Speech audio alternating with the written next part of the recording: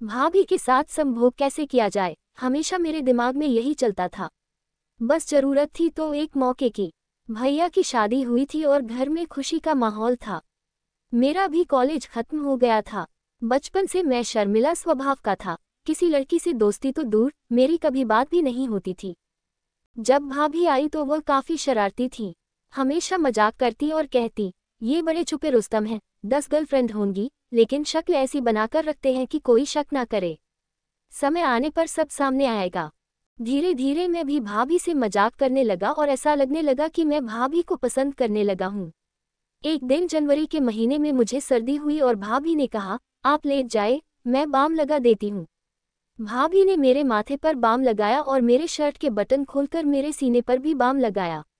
उस दिन मुझे ऐसा लगा कि भाभी भी वही चाहती है जो मैं चाहता हूँ। ठीक होने के बाद मेरी गंदी नज़र भाभी पर पड़ने लगी। जब भी वह सामने होती, मेरी नज़र उनके चेहरे पर कम और उनके शरीर पर ज़्यादा होती थी। हर समय मौके की तलाश रहती कि कभी भाभी का कोई अंग दिख जाए। भाभी भी हंसी मजाक के साथ हमेशा मेरे आसपास रहती। एक दिन छत के कमरे में मैं सो रहा था, लाइट चली गई थी और भाभी मेरे लिए पानी लेकर ऊपर आ गई। मैंने भी मौका देखा और भाभी का हाथ पकड़कर अपनी ओर जोर से खींचा। भाभी बोली, अरे भैया, पगला गए हैं क्या? गिर गए तो हाथ पैर टूट जाएंगे। जैसे ही भाभी खाट पर बैठी, मैंने अपने होंठ उनके होंठों पर रख दिए। भाभी झटके से उठी और मुझे एक थप्पड़ मारा। शर्म नहीं आती भाभी के साथ ऐसा करते हो? ये तो कहो कि कोई और नहीं है यहाँ पर, नहीं तो क्या सोचता? भाभी ने कहा और नीचे चली गई। मुझसे दूर दूर रहने लगी। मौका देखकर मैंने कहा, अगर आप मुझसे प्यार नहीं करती तो मजाक क्यों करती थी? उस रात मेरे शर्ट का बटन खोलकर मेरे सीने पर मालिश क्यों की? भाभी ने फिर से एक जोरदार थप्पड़ मारा और बोली, शर्म नहीं आती आपको? भाभी और देवर का रिश्ता मजाक का है, और रही बात मालिश करने की तो क्या मम्मी होती तो वह मालिश ना करती?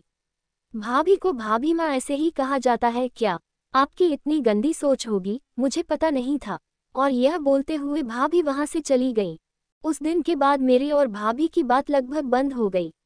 मैंने दूसरे कॉलेज में एडमिशन लिया और सोचा कि इस बार लड़के हों या लड़कियां, सबसे बराबर बात करूंगा। लड़कियां मिली और हमारी बात भी होने लगी, लेकिन मेरी नज़र ऐसी थी कि जब कोई लड़की पास से गुजरती तो मेरी नज़र उनके ब्रेस्ट पर रहती। लड़कियों को चेहरे से कम और उनके फिगर से ज़्यादा पहचानने लगा था। मन में प्रत्येक लड़की के लिए सिर्फ एक विचार होता था कि कैसे कोई मिल जाए और मैं उसके साथ कुछ कर लूं। लेकिन कर कुछ नहीं पाया। गर्मी में मेरी भांजी घर आई जिसकी उम्र महज 11 साल थी। वह आते ही मुझसे लिपट गई और बोली, मामा, ये दिलाओ मामा, वो दिलाओ। मैं दिला देता था। एक दिन आकर वह मेरी गोद में बैठ गई और मेरे मन में उसके लिए भी बुरे ख्याल आने लगे। मुझे बहुत आत्मग्लानि हुई, समझ नहीं आया कि ऐसा क्यों हो रहा है। जब भी वह मासूम मेरे पास आती, मैं वहां से हट जाता। काफी परेशानी के बाद मैं डॉक्टर के पास गया और सारी बात सामने रखी। उन्होंने मुझे एक अच्छे साइकोलॉजिस्ट के पास जाने की सलाह दी। मैंने उनकी बात मानी और उनके पास गया। साइकोलॉजिस्ट ने पूरे 2 घंटे तक बैठाकर हर बात को पूछा। उसके बाद मुझे हर हफ्ते एक सेशन के लिए बुलाया।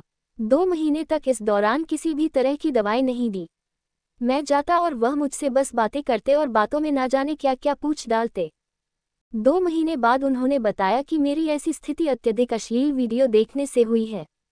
हाँ, मैं अश्लील वीडियो देखता था, पर कभी इस नज़रिए से नहीं देखा था। उन्होंने बताया कि भारतीय अश्लील वीडियो में भाभी को कुछ ज़्यादा हाईलाइट किया जाता है। उनका मुख्य कैरेक्टर एक चरित्रहीन भाभी होती है, इसलिए तुमने अपनी भाभी को भी वैसा समझ लिया। दूसरे, जब भाभी से तुम्हारी मुराद पूरी नहीं हुई तो तुम दोस्त और गर्लफ्रेंड की संभोग वाली फिल्में देखने लगे, जिसकी वजह से कोई भी लड़की तुम्हें सिर्फ संभोग का सामान लगती और तुम उनके निजी अंगों को निहारते। जब तुम्हारी यह फैंटेसी भी पूरी नहीं हुई तो तुम अपनी भांजी पर ही गंदी नज़र रखने लगे।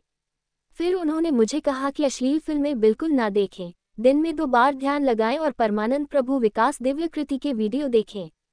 आज इस बात को हुए 6 महीने हो गए हैं। मैं अपने साथ साथ अपने आसपास के लोगों को बताता हूँ कि यह गंदी फिल्में हमारे दिमाग पर कितना बुरा असर डालती हैं कि हमें पता भी नहीं चलता।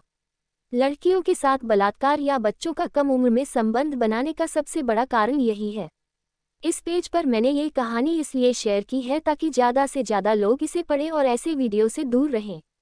कृपया कमेंट करके बताएं कि क्या आपके साथ भी होता है कि गंदी फिल्म की वजह से मन में गंदे ख्याल आते हैं।